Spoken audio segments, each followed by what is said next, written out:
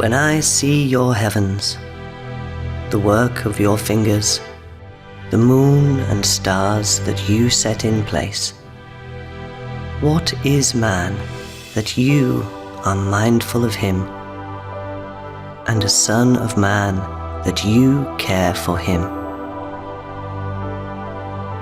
Yet you invite us to open ourselves to communion with you. In accordance with your promise, your final words in the Gospel of Matthew, I am with you, always, until the end of the age.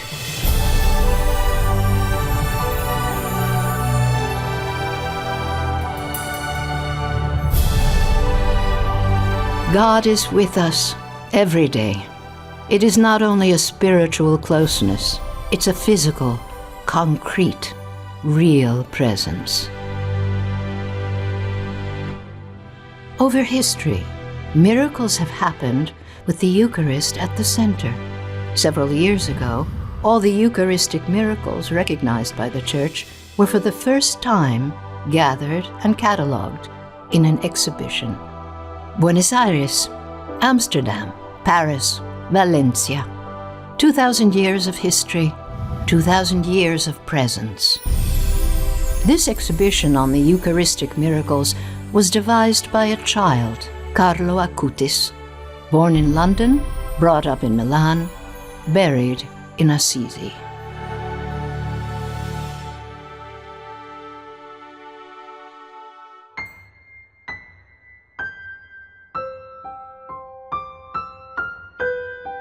Ever since Carlo was a young child, he showed a great interest in everything that is the church, the saints, the gospel.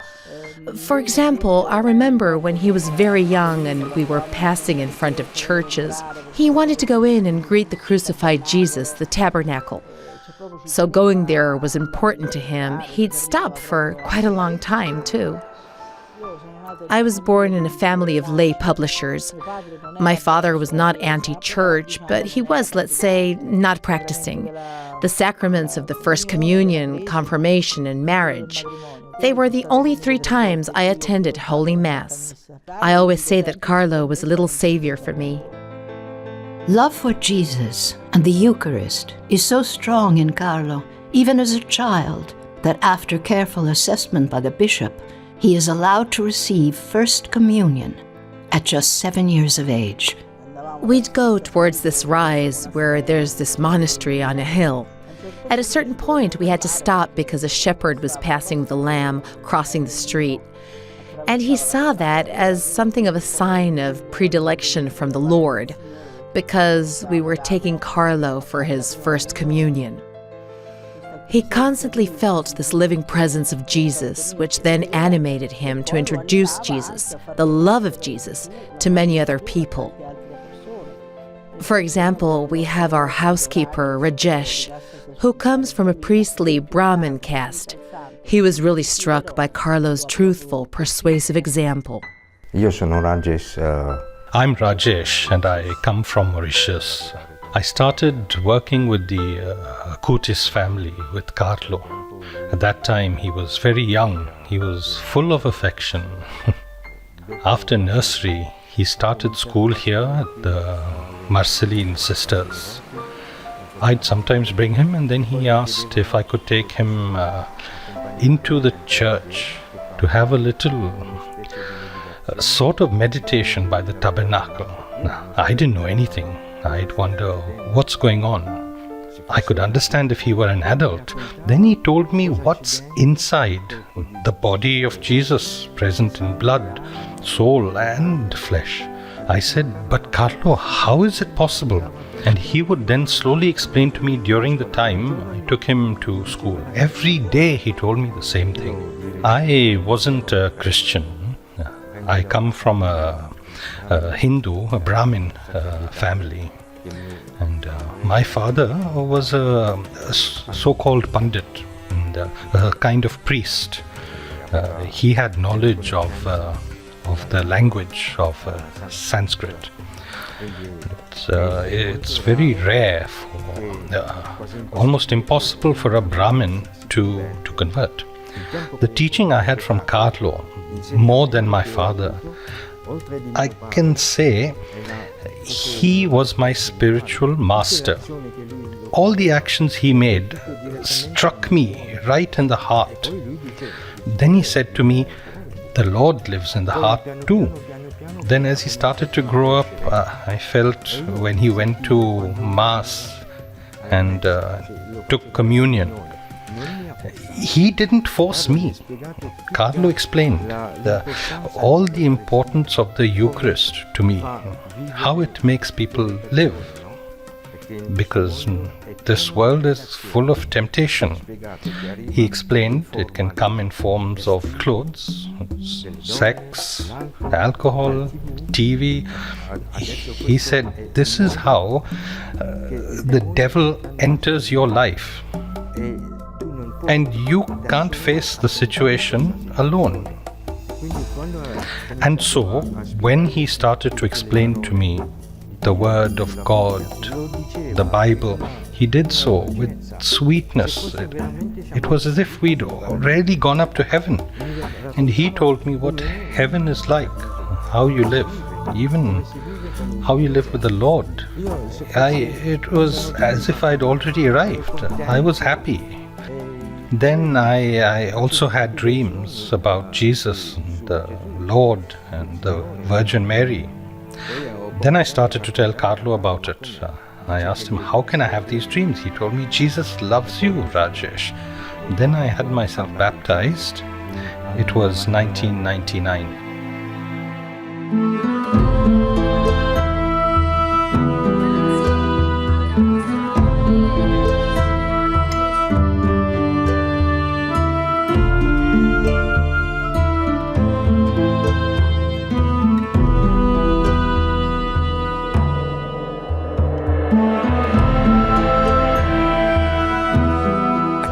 Carlo really liked Assisi, and the question many ask is, why?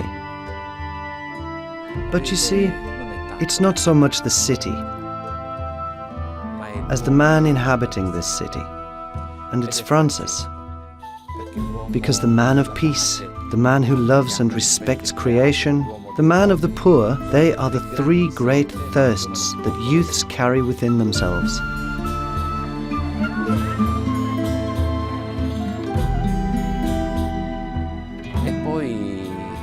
And Assisi is also loved because of its cultural value.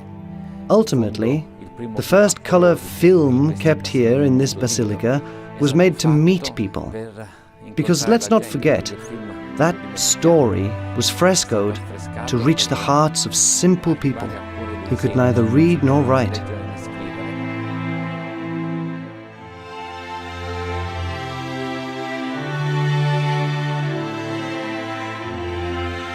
Mi ricordo benissimo quando Carlo è arrivato.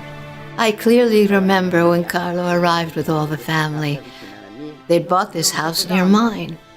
We didn't know his was a well-to-do family. But he had unique simplicity. And this child, who spoke many languages, and I didn't know, I tutored him for school with the other children. Me, just imagine. I think he was pretending when he let my grandchildren answer. Pretending not to know the answers. I met Carlo when I was 6 years old. From that moment on, we were inseparable and spent all our summers and holidays together. He was very pleased to spend as much time as possible at Assisi, and this went on until his death in 2006, when I was 14. To show who Carlo was, we were 10, 11 years old. We'd gone for an ice cream on a very hot day. Returning home, Carlo counted the change and realized we'd been given 20 cents more. He absolutely wanted to go back and give the extra money back because it was the fruit of these people's work and sacrifice. It was wrong that we appropriated it, so he made us go through Assisi again, which is, if you know it, all uphill, to give the sum back. I was 7 or 8 years younger. I was a child and they were already almost youths of 13, 14. Sometimes my cousins wanted to exclude me from their games in the various activities you do as children, while Carlo always opposed that kind of thing. After a certain time, he'd go back home because he had to go and pray. No one at that age, right? That alone made me think.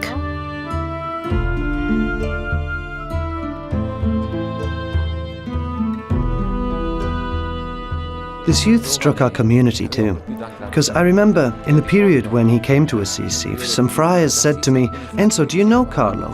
He spends a lot of time in Eucharistic adoration." I was so about it, but no, he stunned me too, because to then discover that he used to say, people who put themselves before the sun get tanned, people who place themselves before the Eucharist become saints, well, extraordinary. And us, living here in the center of Milan, there are often homeless people on the streets, sleeping in cardboard boxes. So he used his own money and gave people sleeping bags instead of buying toys for himself. They'd often stop. I don't know, the vagabonds, especially in the little church here in front. And he brought them food or blankets if they were needed. That's how he was. There was a man called Matteo. He was sleeping on the ground on cardboard and was cold. Carlo started to worry. He wouldn't sleep and he thought what he could do for the man. Let's say the right word, tramp. Carlo was offended. No, Rajesh, you mustn't say tramp because they are all creatures of the Lord. Then he returned home and forced his mum, why don't you give him a sleeping bag so he can sleep well? And he had cooking done for him too.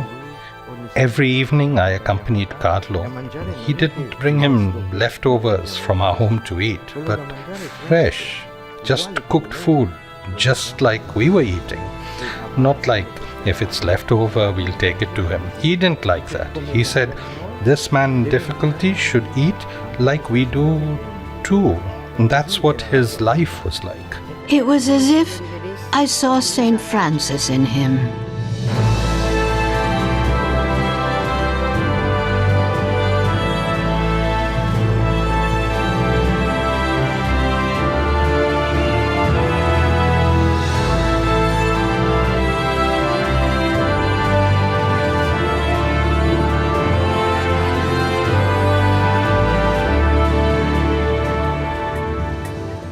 Carlo could experience hands-on what are, unfortunately, the contradictions that currently exist in the church.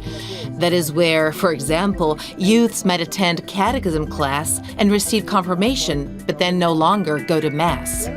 So he came to have this wish to present a little more historically what were episodes, miracles mainly, prodigies, signs, that the Lord has wished to give us over the centuries, where he really wanted to show that in the consecrated bread and wine, there truly, actually is his genuine live presence.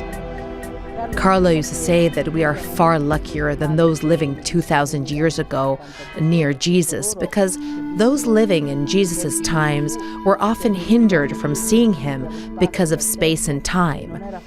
It was not easy to approach Jesus because he was surrounded by crowds. Well, we just have to go down to the closest church outside our home, and we have Jerusalem outside our house. Carlo was amazed how today you can stand in line for kilometers to go and see a rock singer or an actor or a football match, and then there are no such lines before the tabernacle.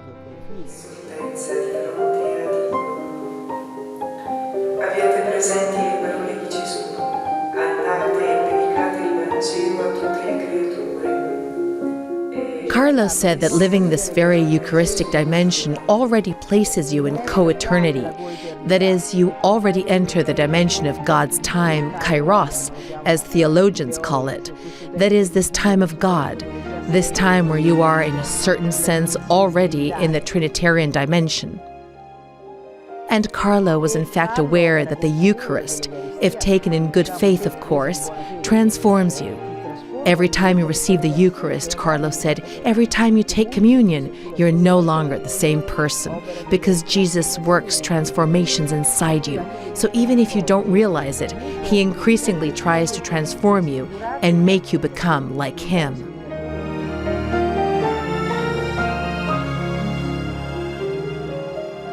For Carlo, the Eucharistic Miracles exhibition isn't just a pastime, and it's more than a youthful passion. It's a heartfelt mission of evangelization. It's actually something for which Carlo studies in university books and texts in English that he buys himself so as to master the tools of the web. Every time I went to clean Carlo's room, he was there with his computer. He was researching. There were pages about, he was writing. I said to him, Carlo, what are you doing? It's a lot of work. You should rest. He replied, not now. I don't have time to rest. As well as school lessons, I worry about the world. He made the exhibition panels. He did all the research. He said, if we present how Jesus is present in the Eucharist, they will know Jesus. They have to see what happened, the tale, all the miracles, then the Lord truly comes. Otherwise, people are lost. This is my work, my duty. Bear in mind that there wasn't all this internet everywhere when he started this exhibition.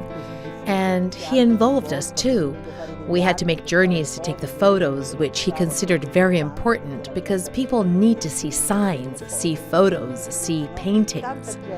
A lot of people became promoters of this exhibition, so we really could touch all the world. And many people bore witness to us that they came closer to God and discovered the importance of the Eucharist. Carlo had understood this great mystery and tried to communicate it to others. He tried to make people understand it, because of course, what is the greatest love one can have for others? It is wishing for their eternal salvation, that's it, as well as the earthly help one can give, but laymen give it too, non-believers give it too, but mainly it is helping them reach what is eternal bliss. During my first years of teaching, Carlo was actually one of my students. And to tell you the truth, I'm very honored about this at this point of history. The nicest thing really is how Carlo related to his companions, to his classmates. And he had some good friendships with girls, and that's exactly how it should be in the second year of high school. I had been teaching bioethics, and therefore I had involved my students on the meaning and the value of life. When the topic of abortion came up, whether it was right or wrong, I remember him right there at the end of the room. He had very clear ideas about this because there was the disquisition, from what point can we talk of a child of human life? And so on. And with almost disarming naturalness and simplicity, he said, it's clear that it's from the moment in which it was conceived, from when the egg cell and the sperm meet. This is the generation which unfortunately lives these means of communication explosively.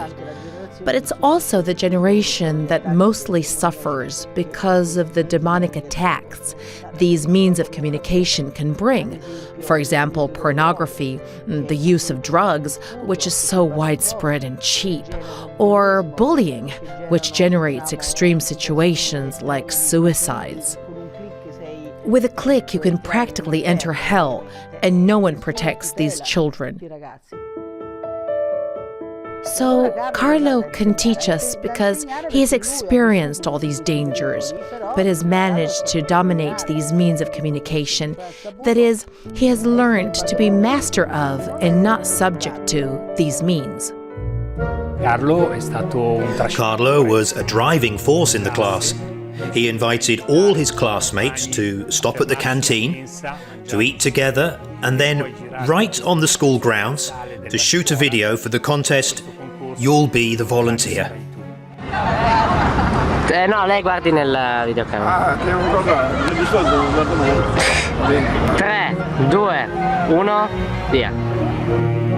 In Christus Vivit, the final document of the Synod on Young People, Pope Francis wished to dedicate a chapter to Carlo, in which he practically presents Carlo to all the youths worldwide as a model due to the way he used means of communication.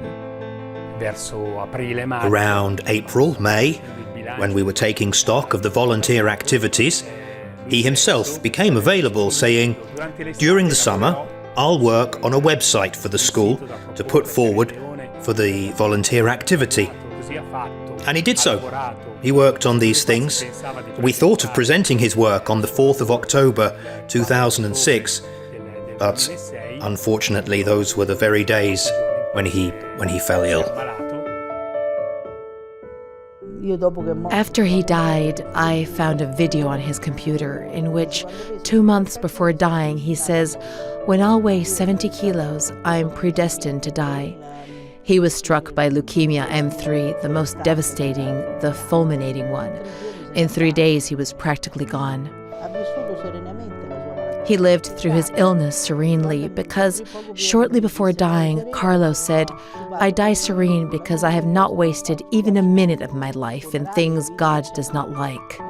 At the funeral, I noted the presence of many immigrants, many people coming from afar, so people who could be Muslims, Hindu, Buddhist, even some with a Sikh turban. He worked the first miracles on the day of the funeral, where there were so many people who asked him for help, because he already enjoyed this reputation. The church was so full that many had to remain outside. It seemed more like a party than a funeral, but yes, I think it was a party because Carlo ended up in heaven immediately, as he asked the Lord. "I offer my suffering for the Pope and the Church because I don't want to go to purgatory, but go straight to heaven."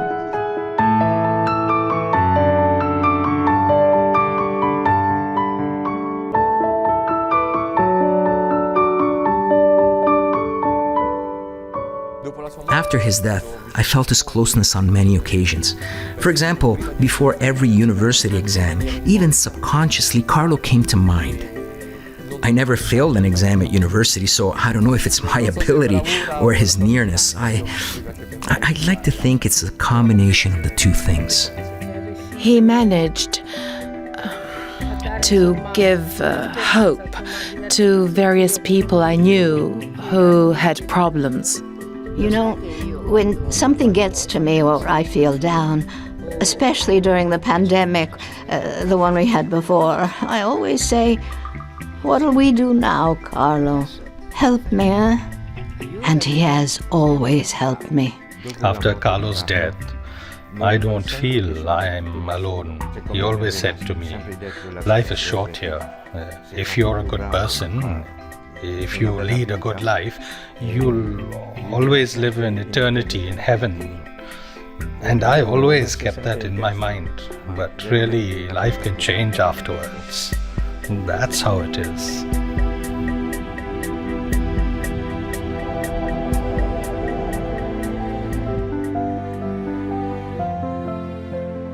In 2013, the miracle taken into consideration for the cause of beatification occurred in Brazil.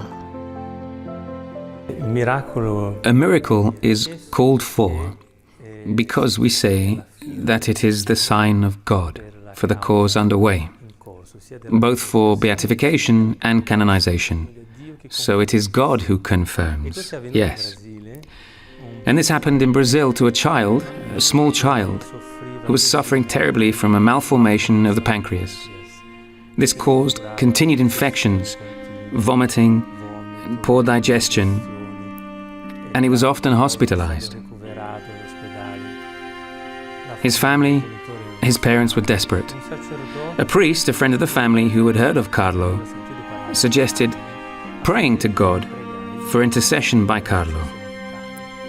And so they did. They invented a novena, and sometime later, the great surprise. the wonder for everyone. The child's pancreas was in perfect health. It took 2 years for the Vatican's medical team to prove that it really was a miracle. That is, could not be explained by medical science. And so Carlo became blessed, also due to this miracle occurring in Brazil, where Carlo Acutis is so loved.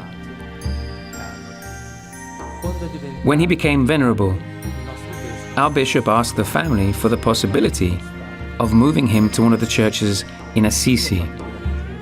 The family made a great gesture because it gave Carlo's body to the diocese, so this was another gesture of spoliation. It now belongs to the Universal Church, to the Diocese of Assisi. Our bishop chose the sanctuary of the spoliation because he found many points in common, points of contact. For example, Carlo loved to say, "Not me, but God." And this is rather a perfect translation of what true spoliation is. Spoliation of the ego, the self, to let God reign.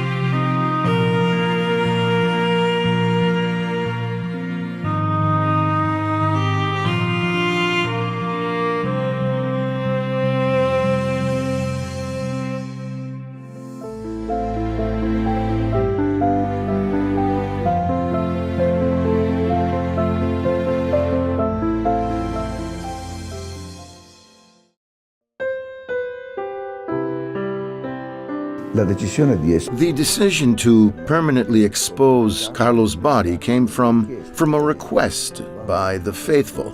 We had exposed it on the occasion of his beatification.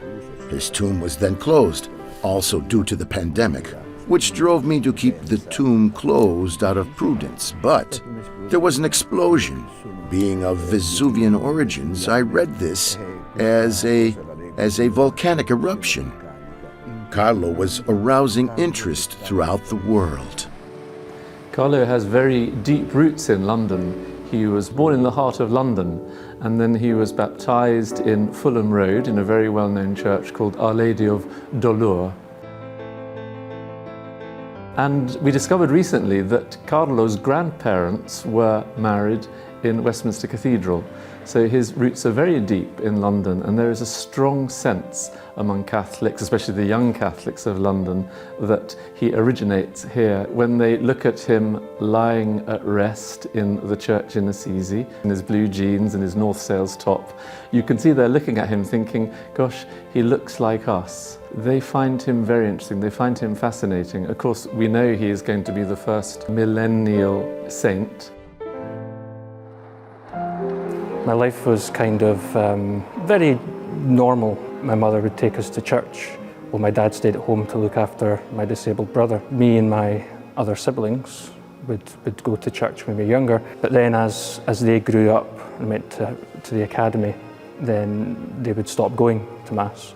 So 3 became 2, 2 became 1. And to be really honest, it was my mother that made me stay with it. I didn't want my mother to have to go alone anymore. Then one day, my parish priest said that there was a beatification happening. I had no idea what a beatification was. He said the boy used the internet, from his understanding, to help the church. At the time, I was studying computer science at university in Strathclyde. I thought, okay, maybe a parish website, but other than that, what's this about? So I took the prayer card home and I searched up to find out about this young boy. I couldn't believe what I was reading. I thought, Eucharistic miracles? And then I've never heard of such a thing. What's a Eucharistic miracle? And the more I read, the more I was astonished. I read in Carlo's mother's book about the necessity, Carlo said, for daily Mass. And that same day, I got approval from my line manager. From 10 o'clock to 11 o'clock, I could be at Mass. I thought I was being moved in just the sense of technology. But what it was also doing is it was also building a solid foundation of faith for me.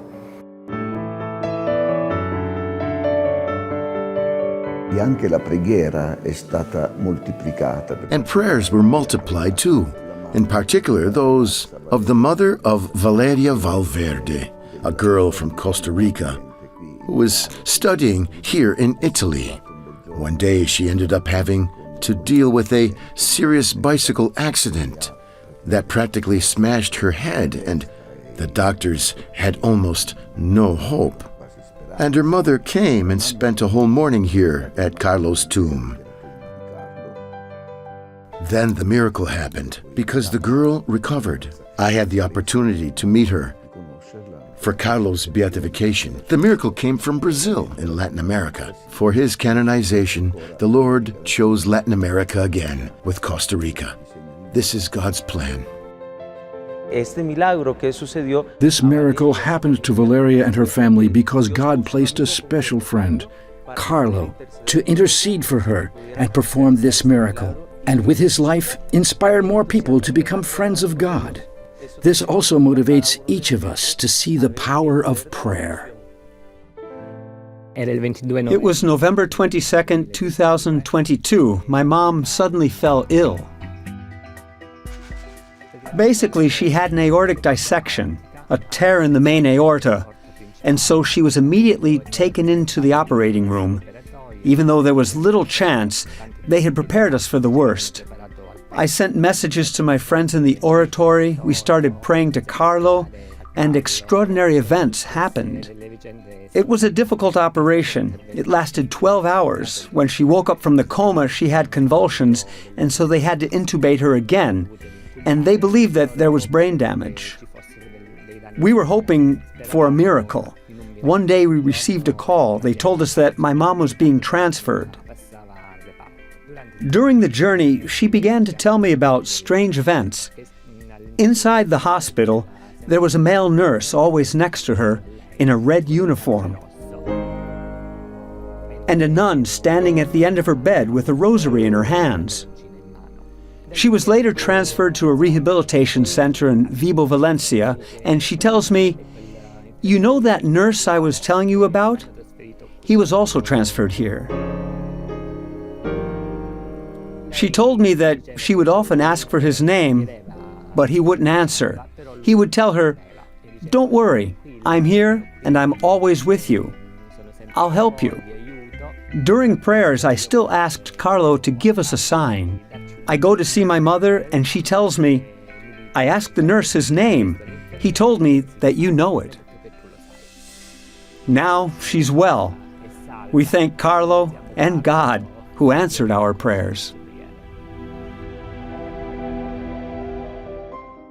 On the very day of Carlo's funeral, a woman with breast cancer who was about to start chemotherapy prayed to him and her cancer disappeared. Carlo's fame is truly widespread on all continents. Every day we continue to receive news of a possible miracle, healing, conversion. I went through a very difficult time in my life. I'd miscarried a little child I loved and desired with all my heart, followed by a neurological accident that came out of nowhere and left me between life and death. We no longer knew if I would ever return to a normal life, if I would ever walk normally again one day. But throughout this storm, there were two things that kept me going. The first was that our Father in heaven, cannot abandon us to death. The second was that I always felt this presence with me, a sweetness that arrived at the right moment, in a way I can't explain in words. For instance, if I can give you an example, when I was in the hospital after the death of my little child, at a moment when I was devastated, I was invited to offer my pain, my suffering, for the Pope and for the Church. So at that moment, I stopped crying and turned my head and asked, but who? Who was asking me? I didn't see anyone, but I understood that it came from this force to which I was always asking, but what's your name? And since he didn't seem to want to answer me, I called him my wonderful angel. And just like that, we arrive in 2020, 2 years later, on October 10th, 2020, at exactly 4:30 p.m. I was so tired I still couldn't walk. And so I took out my tablet to look for anything that could help me take my mind off things. But instead of finding empty things, when I opened it, I found just that look. And my body couldn't hold back all the joy, all the relief of seeing him. And I was aware I knew him. When I had the courage to click, I clicked. It was the live feed of his beatification mass. In an incredible moment that I couldn't understand, I just saw a reliquary being brought towards the altar, followed by 2 adults behind. So at first I thought, what's going on? What happened to you? So I started searching Carlo Acutis, but my heart was on fire. After the Mass, I was guided to an interview with Carlo's mother. She said, shortly before Carlo went to heaven, he said, I offer all my suffering for the Pope. At that moment, I stopped listening. It was as if I were back in that morning in 2018. And for the Church. I stopped the video. I fell to my knees. 9 months later, I was in Assisi for the first time. 9 months before, I couldn't walk more than a minute. I couldn't carry more than a kilo, and I had managed to make the whole trip. I was extremely happy. So, the results are that I no longer follow any therapy. I no longer have any follow-up. I have my life. Life.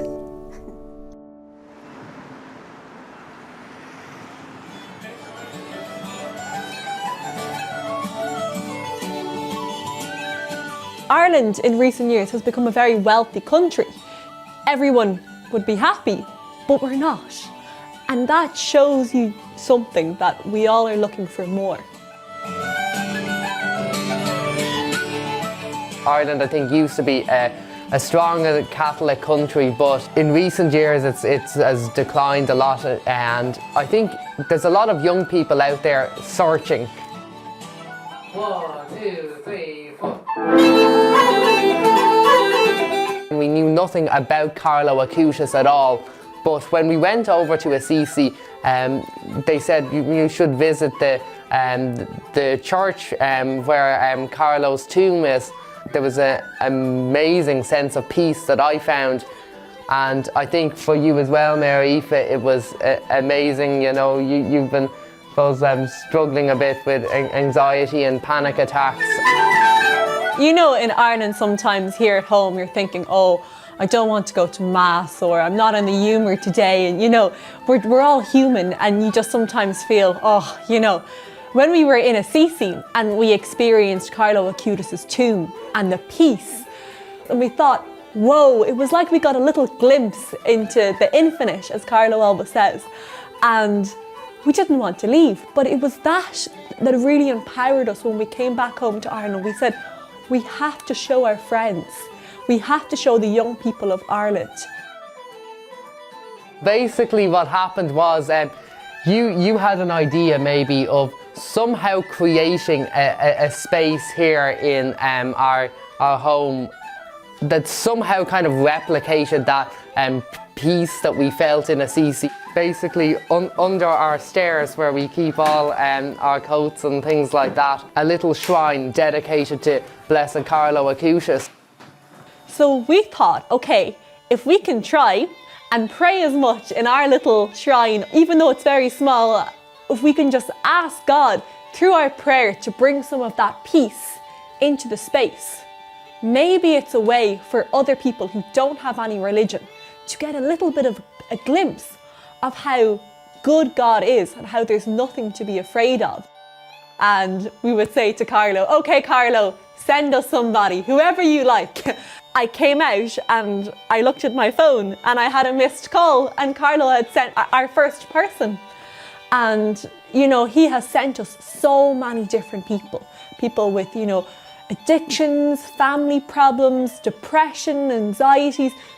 They all come out saying, you know, while their problems don't disappear, they feel peace. It gives them hope. We didn't really understand Jesus' presence in the Eucharist before Carlo came into our lives. And I remember one time sitting down saying, you know, Jesus, are you actually there? How can I believe, you know? But through Carlo's witness and praying, you know, I slowly realised we have nothing to be afraid of. You don't have to understand, you just have to trust.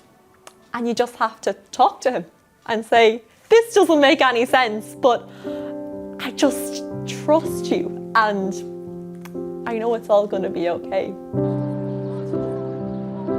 My name is Esther and I'm 15 years old. For me, it all started with this magazine.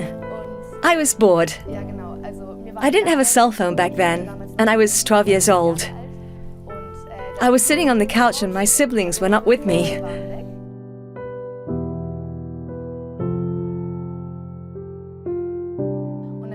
I saw this magazine and I decided to read it. Then I read the quotes that Carlo said before he died. They really touched me. I'd never read quotes like these that really resonated with me. I can still remember some of them very well. Before his death, Carlo said, praying the rosary is the shortest ladder to ascend to heaven. I had really tried everything to bring my daughter closer to God, but without success. I didn't know what I should do as a father. My daughter is a different age, at a different time, and how should I deal with her? Then I freaked out. I was very surprised. How was it possible? Who said this quote that was carved in your heart? This is a quote from Carlo Acutis. And who is this Carlo Acutis? Then I decided, okay, dear Carlo, I don't even know you. But I saw that this blessed Carlo Acutis can handle my children better than I could. Then I took him as a partner, and so it all began. In East Germany, where we are today, there have always been few Catholics. The pressure of communism was very strong, and you had to be very strong inside so as not to adapt. People have always looked for role models, and so one of these models for us is now Carlo Acutis. A family went to Assisi and brought his relic here. Then we had these beautiful posters of Carlo's exhibition of the Eucharistic miracles. Many school classes responded. In the school classes, very few are Catholic. A few are Protestant or Lutheran, and most are atheist. We currently have 8 teenagers who want to become Catholic. And perhaps This is partly due to Carlo Acutis' intercession. Carlo made several exhibitions, including The Pleas of Our Lady, because there are many unknown apparitions, many shrines throughout the world where Our Lady has appeared, performing amazing miracles, but above all recalling the importance of prayer. Because, as she said in Fatima, with prayer you can also stop wars. Above all, the importance of praying the rosary. Carlo had been teaching catechism since he was 11 years old, and he saw that many people didn't go to Mass. They were far away from God, and he really wanted to help them because Carlo believed in the Eucharist. Those miracles that let us know about the real presence of Jesus in the Eucharist. And I wanted to hold that exhibition in Nigeria. The bishop came, priest, everybody came. We were supposed to have it for like 6 months, but it's still going on since January 2023. My life has changed totally for being a devotee of Carlo. That once I receive communion now, I know that he's with me, he's lying there for the next 15 minutes. And I'm even talking to Jesus. After communion, I can't, when we're having Thanksgiving, I can't dance to the altar because I'm like, I have to carry Jesus with respect. When we receive him, he's there with us.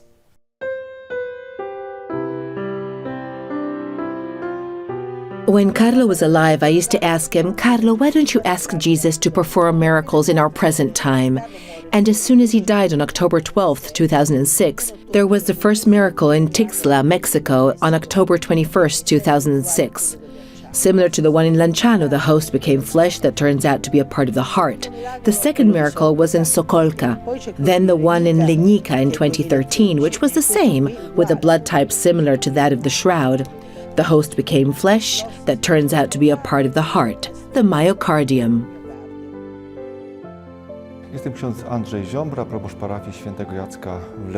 I am Father Andrzej Ziobra, parish priest of St. Jacek's Parish in Legnica. Here, a Eucharistic miracle took place on December 25th, 2013, so on Christmas Day. The Holy Communion fell to the ground. The priest took it and put it in water. But after about 10 days, it turned out that this host was partially colored red. When our bishop was informed about this, he decided to have scientific tests conducted at the departments of forensic medicine in Wrocław and Szczecin. The final results stated that in this colored part of the Holy Eucharist, fragments of a heart muscle in agony were found. Carlo would always explain, what is the symbol of love par excellence? The heart. And what does Jesus show us in these miracles? His heart. I didn't believe in the Eucharistic miracles at that time. At that time, I'm still with the born-again Christian. And, you know, as a born-again Christian, I don't go to the Catholic Church. But there's something lacking in my life. I became more and more depressed because I was only reading the Bible. I got to know Blessed Carlo. It's because of the sodality of Blessed Carlo Acutis based in the Philippines. It only happened because of the COVID season that life is short. Even Blessed Carlo had a short life, but he done it fully. I went to Assisi to see him, to see his tomb. And from there, I prayed to him, and I was asking for help.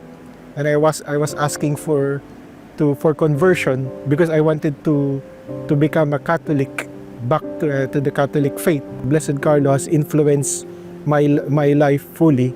That I became back I went back to the Catholic faith. When Carlo died and they checked his computer, they did not see him go to any nonsense websites. One of the greatest things I want for youths is whatever talent you have, how can you use it for God? How young he was and how in charge of his faith he was, there's no excuse. You know, you could give the excuse that you're young, I'm in school, I'm surrounded by so many temptations.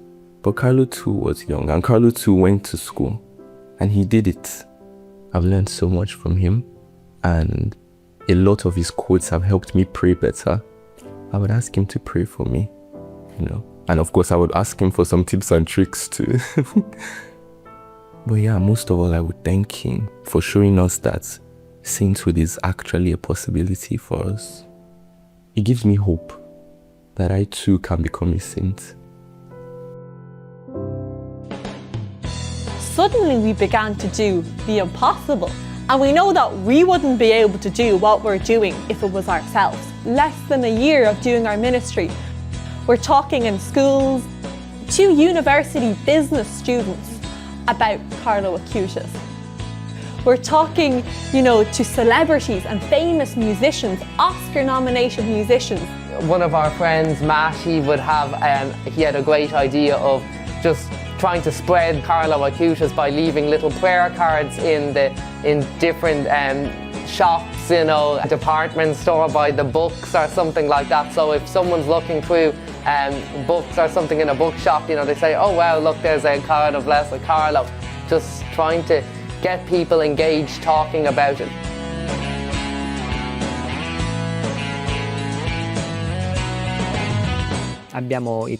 We created this musical in Italy. We never imagined that it could be so hugely successful. This experience really helped me to see the light at the end of the tunnel. Through the hours spent with the other members of the cast and praying, the rehearsals were not just as any rehearsals, but moments when we allowed ourselves to be enlightened and guided by the Holy Spirit and by Carlo himself.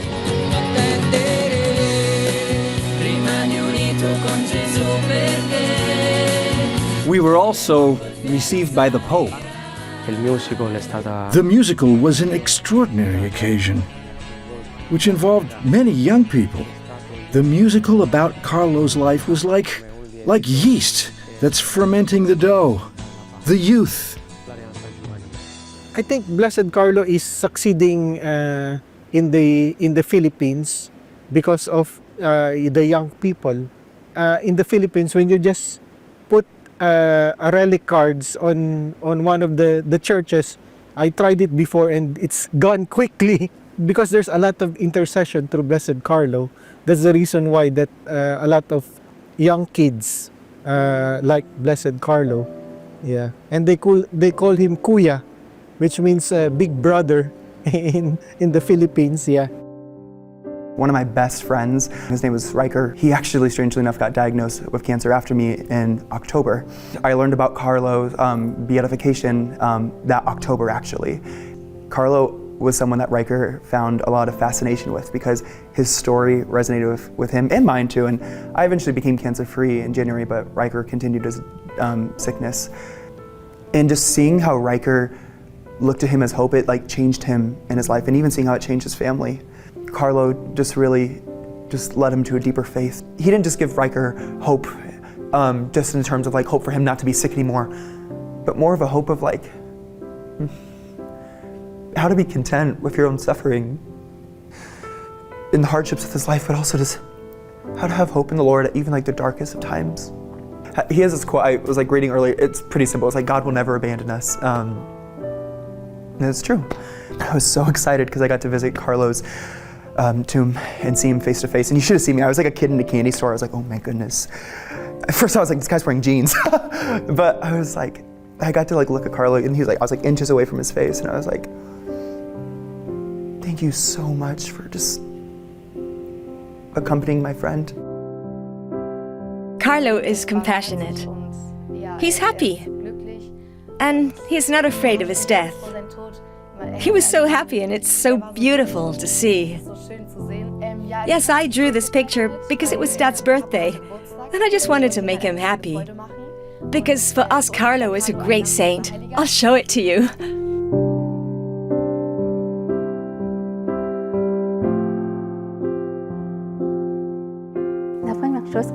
The first thing Carlo did for me was make me smile again. It was very difficult.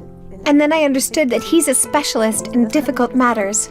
And I remember the first time he made me smile in front of a mirror, I didn't recognize myself. Oh my goodness. He helps me. He helps me understand that it's in our deepest darkness, in our hardest moments. It's actually at that moment that the most beautiful, the most marvelous part of our life plan, our Father's plan for us, will be revealed to us. And so it's clear that He guides me. He leads me to Jesus in the Eucharist. He led me and showed me precisely this place. It's my oasis, because here we have Jesus all the time.